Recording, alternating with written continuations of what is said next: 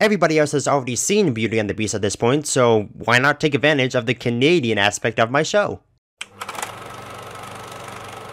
don't have to fight you. Yeah, you do. This could only mean one thing. Oh, he's back as a Highlander!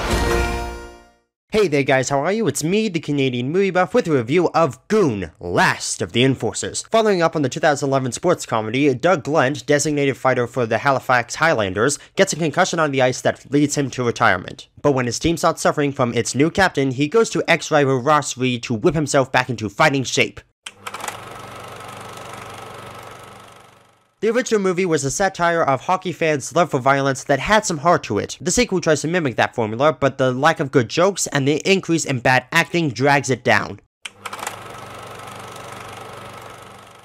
Since this is a movie about hockey, it would make sense that a lot of it would take place on the ice. Director Jay Baruchel is able to show everything in close detail and make us feel as if we're on the ice with the players. You can feel the excitement of each slap shot, and you can feel the intensity of each punch. Even when we're in the locker room, you feel connected to these characters that make up the team. If you've seen the original, you'll feel right at home. If you haven't, the characters are established well enough so that you feel as if you don't have to go back and watch the original. Between the player dynamics and the fisticuffs, this truly is a sports movie. That being said, the plot is surprisingly interesting. There's a lockout going on in the Pro League, so a lot of players in the minors are being swapped around. When the guy who ended Doug's career shows up on the Highlanders side, he ends up causing problems for the team. While that's going on, Doug is training to come back so he can beat up hockey players again. This is cause for a more dramatic approach than the first one, but it does allow for some jokes that only Canadians will get, and maybe some Americans that live close enough to the border. In a nutshell, what it lacks in comedy, it makes up for in story and hockey sequences.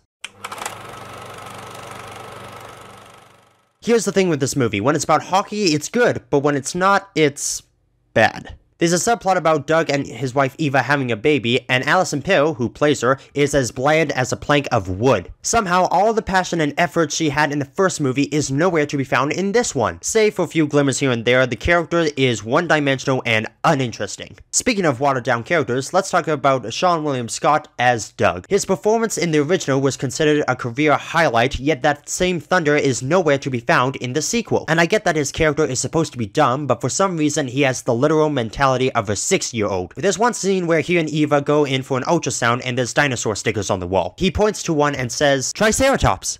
That's my favorite dinosaur." Okay, was that supposed to be funny? That's the glaring issue of this movie. It thinks that if Doug says some random line that no adult would normally say, it will get the laughs. What the movie fails to recognize is that its clever commentary on hockey fights is what made the first one so much fun. Because of that, we get a poorly written mess of a follow-up that has no idea what it's doing.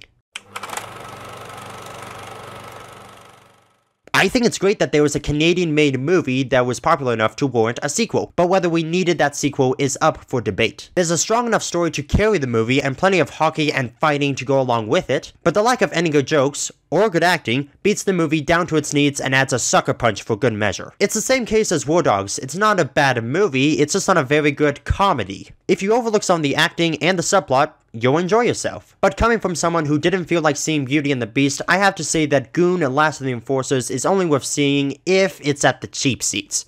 Alright, that's my review of Goon, Last of the Enforcers. Have you seen it? What did you think about it? Are you a fan of the original? What's your favorite sports movie? Leave an answer by commenting down below.